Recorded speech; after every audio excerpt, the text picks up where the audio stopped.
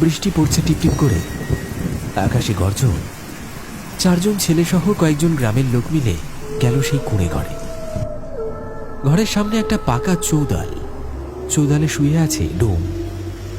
তার চোখ দুটো খোলা, কিন্তু প্রাণ নেই, শরীরটা ঠান্ডা। রঘুখুড়ো বলে উঠলে, ওরে, এভাবে মরাটাকে ফেলে রাখা যাবে না, পোড়াতে হবে আজই। কি বলছো খুড়ো? এই বৃষ্টি মাথায় নিয়ে কোথায় কি করব? আর এদিকে 9টা বাজতে যায়।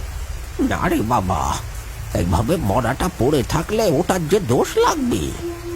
খুড়ো, এত রাতে আর দোষ গুণের কথা বলো না তো।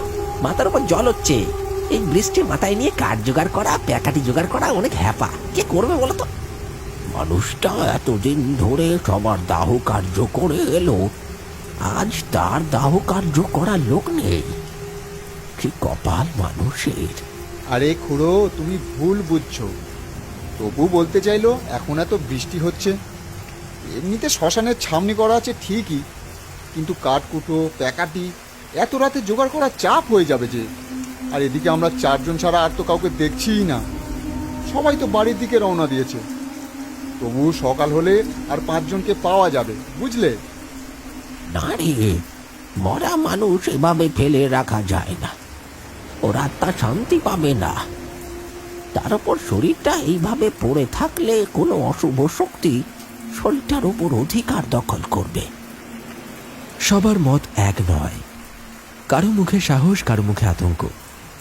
খুড়ো বারবার বলছিলেন, মরা মানুষ এভাবে পড়ে থাকলে ওর আত্মা ঘুরে বেড়াবে, ভালো হবে না। কিন্তু ততক্ষণে বৃষ্টিটা বেড়ে গেছে, কাঁচা রাস্তা একেবারে পিচ্ছিল। দূরে বিদ্যুতের খুঁটির আলো দপদপ করছে। কাঠ জোগাড় করা অসম্ভব, আর ভিজে কাঠে আগুন ধরবে না, এটা সবাই জানে। না, এই অবস্থায় কিছুই করার নেই। আজকের মতো যা হবার হয়ে গেছে, কাল সকালেই পোড়াবো। সুমন, তপু, বিজন কেউ কিছু বলে না। খুড়োর চোখে অস্বস্তি। তিনি শেষবার ডোমের মৃতদেহটার দিকে তাকান। খোলা চোখে শুয়ে আছে সে। ঠান্ডা দেহটা যেন আকাশের গর্জনে আরেকবার কেঁপে উঠল। একজন চুপচাপ এগিয়ে গিয়ে ঘরের দরজাটা বন্ধ করে দিল। মৃদু একটা কট করে শব্দ হল।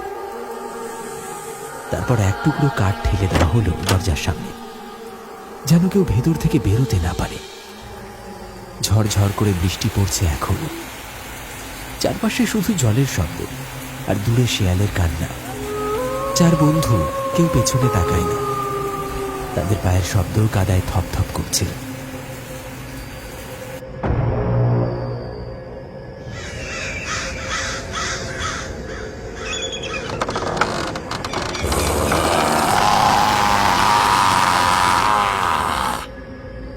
কুঁড়ে ঘরের ভেতরে একটা নিঃশব্দ অন্ধকার জমাট বাঁধছে।